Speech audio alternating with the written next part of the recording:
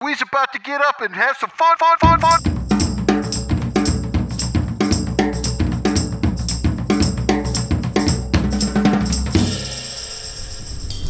Thanks for joining Paul and me today on this fantastic spring day. Paul and I have been teaching for over 15 years together now, training other adventure riders.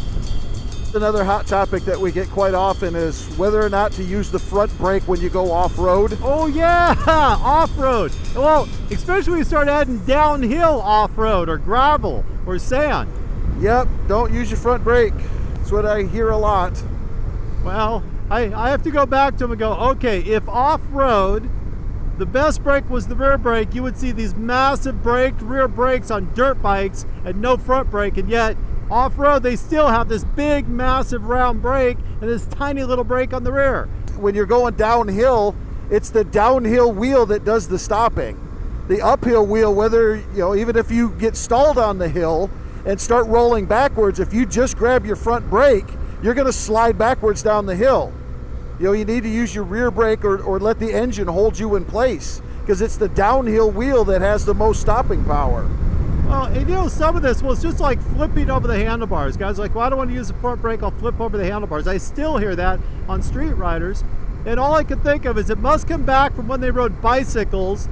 First time you hammer that front brake, you flip the bike, you're like, oh geez. And then get on a motorcycle and think your 800-pound bike's going to do the same thing. These guys standing the bikes up on the front wheels, those guys have talent. They know how to brake. That doesn't happen by accident. You hammer the front brake, you're not going to stand it up. You might fall down, but it's not about hammering. You're supposed to be using it with skill and, two fingers and, modulating pressures and reading the terrain and all this other stuff. You have to be good at it.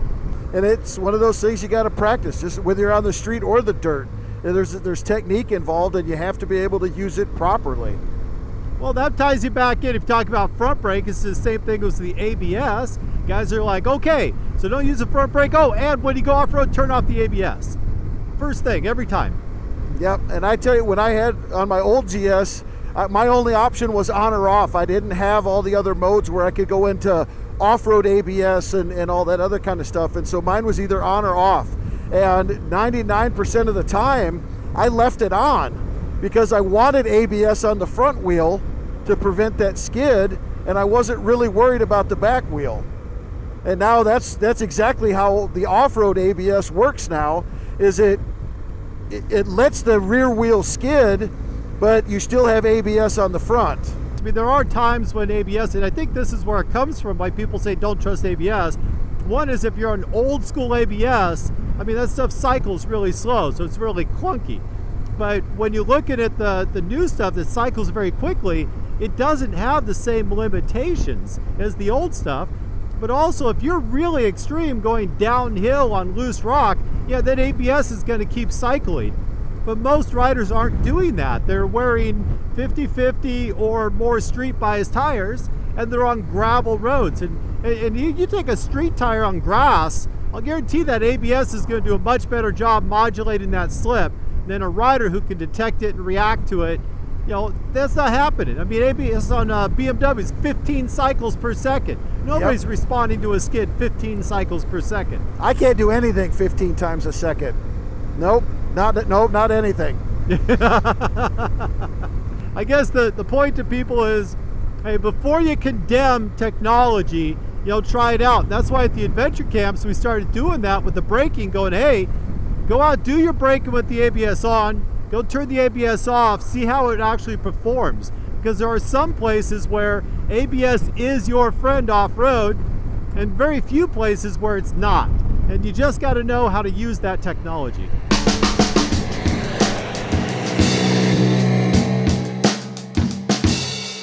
All right, Paul.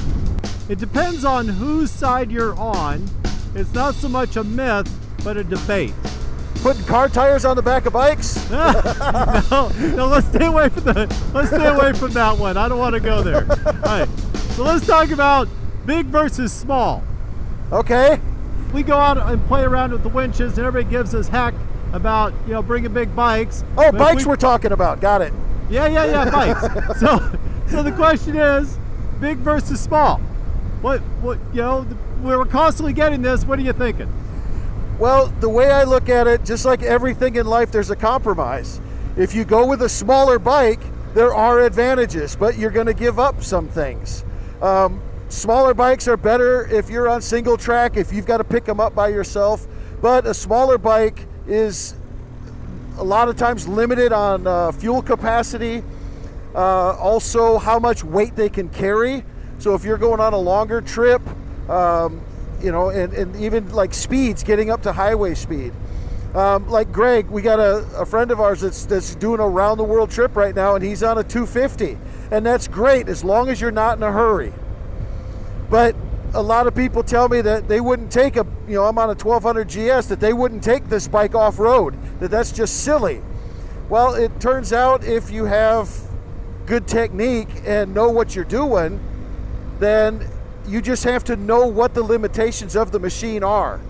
The problem I run into when people say that is as if you only get one or the other, and somehow if you own a big bike, you're opposed to little bikes, or vice versa. I mean, I'm riding a 1200, but this isn't what I rode through Africa. I had a little 650 single, right. 650, air-cooled, no ABS, no fuel injection. That was the best bike. In South America, I had a parallel twin. I had an 800 GS because I couldn't get this through the doors into the hotels where I parked my bike at night, into the lobbies where I was invited in. But here in the States, it's a fantastic bike where I have these big highways, and that's what I think people always forget. They're like, oh man, you got to have a small bike. Everything's about having a small, whatever the latest and greatest is, it's what they want or what everybody else should have. That it's perfect for everything. And it's such a silly concept. There's nothing perfect for everything. Yeah, you can't. Nothing's going to be perfect at everything. And the more it can do, the less it's probably perfect at anything. Just like any other time when we start getting questions at the shows or at at the camps and stuff, that a lot of people think we're being kind of smart alecky, but they say, what kind of boots should I get? And our first question back to them is, what are you planning on doing with them? And it's the same thing with the bike. Should I get a big bike or a little bike? Well, where are you planning on taking it? If you're going to be doing mostly street with the occasional Forest Service road, then a big bike will probably do you just fine. If you're going to be doing a lot of single track and a lot of shortcuts, and especially if you're traveling solo, a smaller bike may be a better choice for you. But it all depends on what you want to do and where you want to go and what compromises are you willing to make. So my advice to our viewers is, don't get yourself, is that our road? I believe so. Cook's Kill? That looks like our road. Let's make a U-turn back here. Okay. If you're getting yourself caught up on something, you think a small bike is the latest and greatest thing and it's the perfect bike, by all means, get a small bike, enjoy it, love it, and use it. But if you want a big bike, then do that. But you're gotta have to understand that if you're on a big bike, you really better be knowing how to ride well if you're gonna take that thing off-road. And if you're taking that little bike, you sure as heck better have some very good patience, because it's going to take you a while to get any place. Get the bike that you're comfortable on. It doesn't make sense to get what's trendy if you're not happy with it. I would say get the bike that makes you smile the most. That's what matters. Giggles and grins, that's why we do it, right? Giggles and grins. Well, that, and I ride motorcycles to meet women. Mostly nurses.